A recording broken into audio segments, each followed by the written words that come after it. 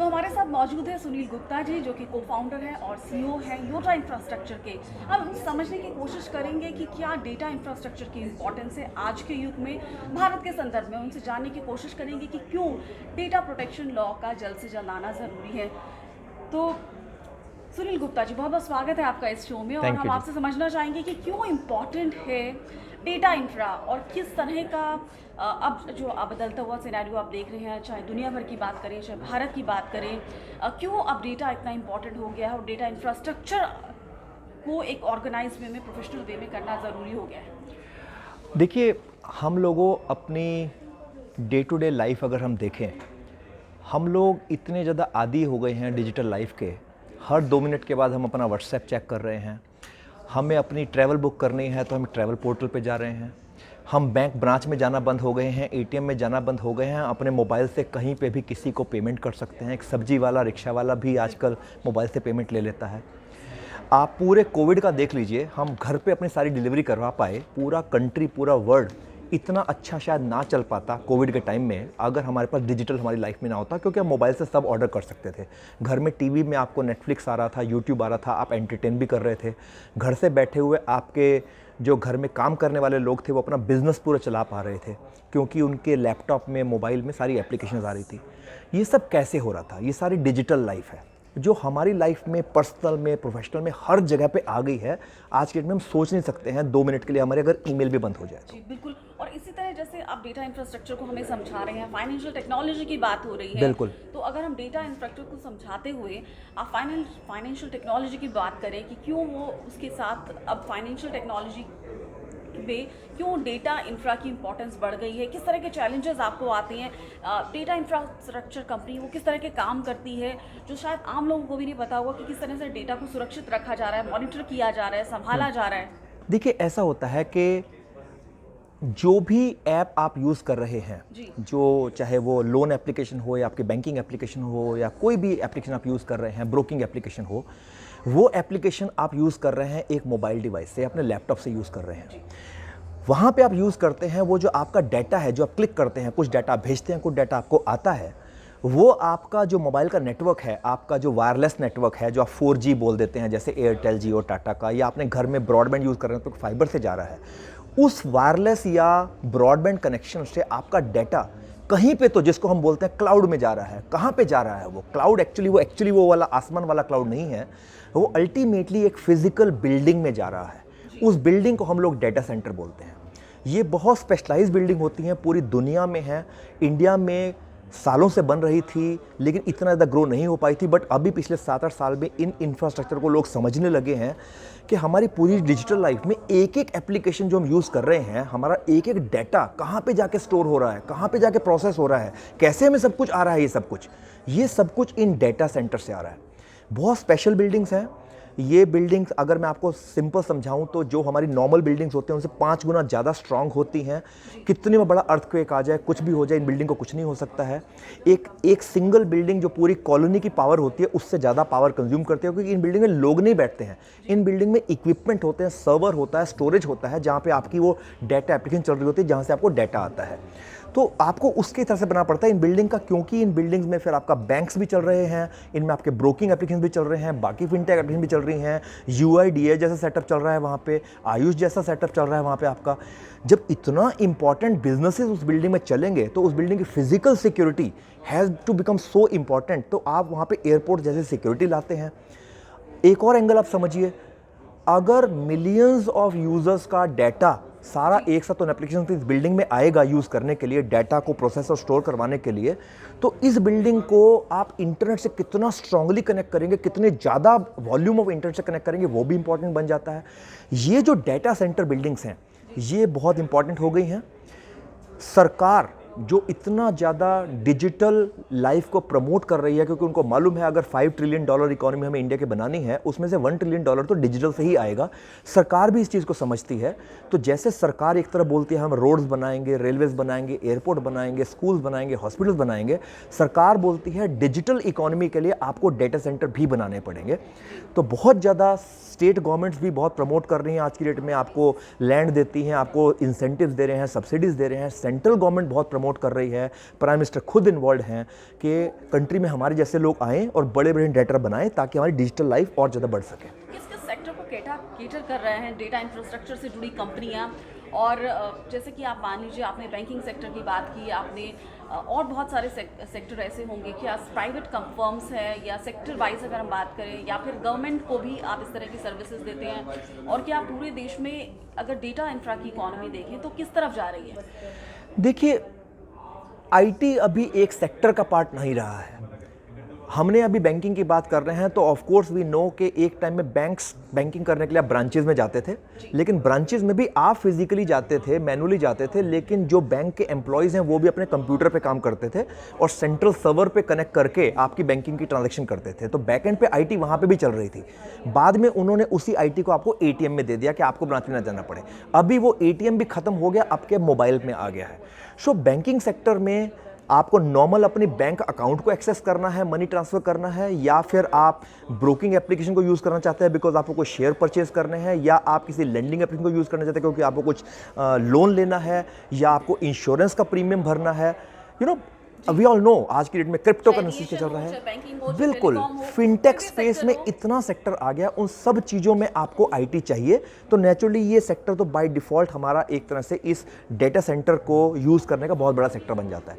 लेकिन अब दूसरा सेक्टर देखिए, हमारा जो पूरा ये कोविन एप्लीकेशन चली, this is a health care application which is right. Government अभी पूरा चाह रही है पूरी कंट्री में हर एक सिटीजन की एक हेल्थ आईडी बन जाए, उनके हेल्थ रिकॉर्ड ऑनलाइन आना शुरू हो जाए। आजकल हम देखते हैं हॉस्पिटल में आप जाते हो, अपना एक्सरे करवाते हो, ईसीजी करवाते हो, अभी आपको रिपोर्ट लेने के लिए जाना नहीं पड़ता है, आपको ऑनलाइन मिल जाता है। वो भी पूरा डेटा सेंटर यूज़ कर रहे हैं क्योंकि वो डेटा कहीं पे स्टोर हो रहा है, वो डेटा सेंटर में यूज़ हो रहा है।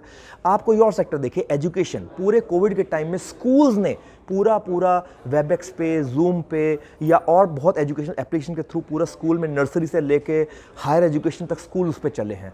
आप एंटरटेनमेंट देखिए, आप जो इतने ऐप्स यूज़ करते हैं, आप वोट यूज़ करते हैं, वो सब कुछ सब सेक्टर में डेटा है। और अपनी पर्सनल लाइफ में देखिए, जो व्हाट्सएप है, वो इंस्टाग्राम है, वो भी डाटा है। जो बोलते हैं कि डाटा वो क्लिच टर्म बन गया है बड़ा, data is the new oil, that is a fact. पहले बोलते थे ऑयल के बिना दुनिया नहीं चल सकती है, which possibly remains a fact, but उसका ऑल्टरनेट ढूंढा जा रहा है, इलेक्ट्रिसिटी या गैस या कुछ और ढूंढा जा रहा है।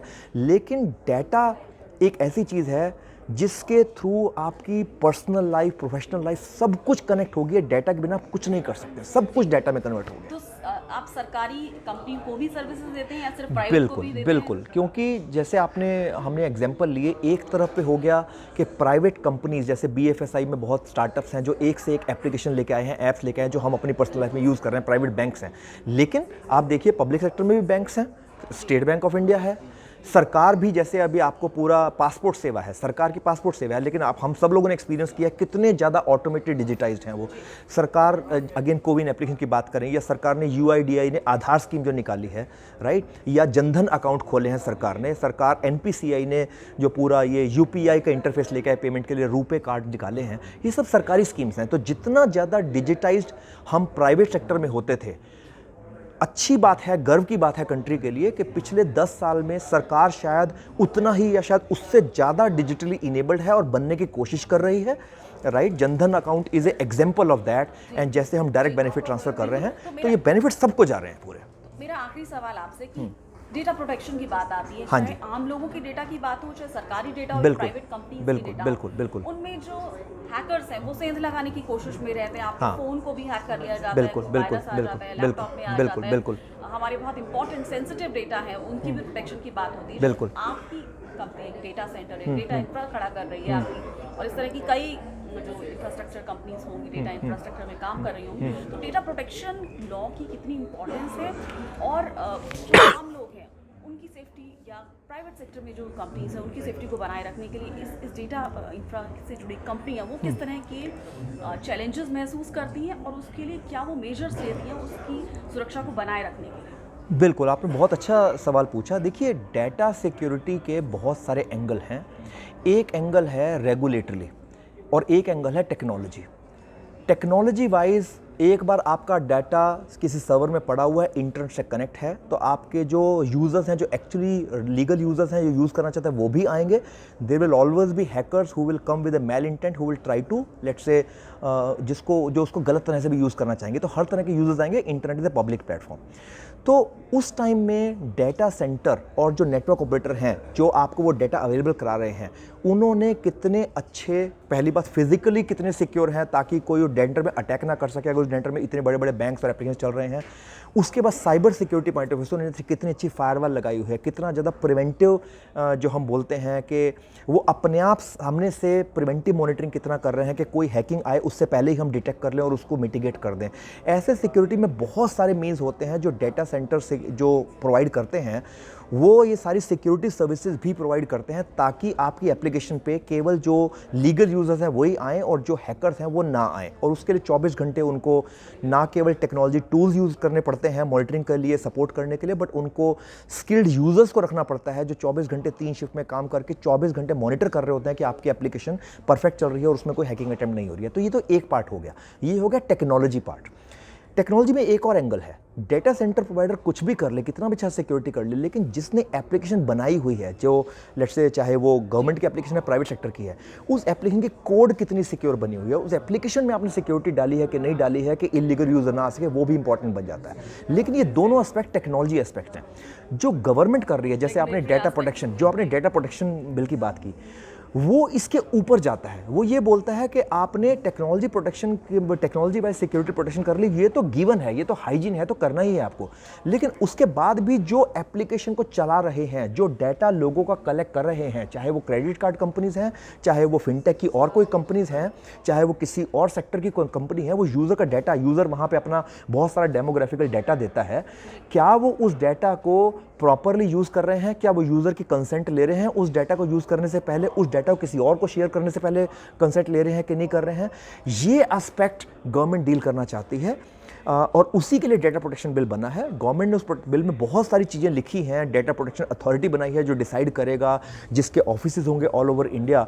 उसमें उन्होंने ये भी बोला है कि कुछ डाटा ऐसा होगा जो पर्सनल डाटा होगा, उसमें भी सेंसिटिव पर्सनल डाटा क्या होगा, क्रिटिकल पर्सनल डाटा क्या होगा, और गवर्नमेंट उनमें सेफगार्ड डाल रही है कि किस तरह का डाटा आप किस तरह से ट्रीट करेंगे।